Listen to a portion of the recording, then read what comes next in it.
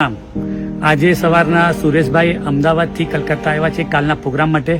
અમને લોકોને બહુ જ ઉત્સાહ છે, બહુ જ ઈચ્છા છે કે કાલે સુરેશભાઈનું માતૃસ્પર્શનો જે પ્રોગ્રામ છે એ બહુ જ સરસ રીતે આ નેતાજી ઇન્ડોર સ્ટેડિયમમાં આપણે બધા ઉજવણ કરવાના છે સરસ રીતે.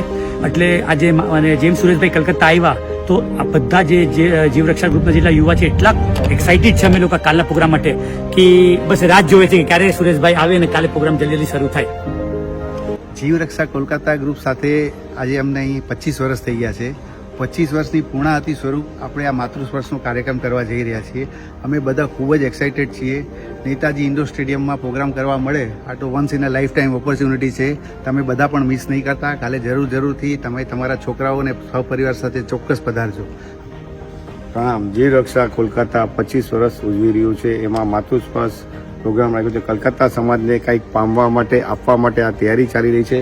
અત્યારે બધા જો અહીંયા બેક સ્ટેજમાં કામ ચાલી રહ્યું છે. કાલ માટેની તૈયારી આજથી શરૂ થઈ ગઈ છે.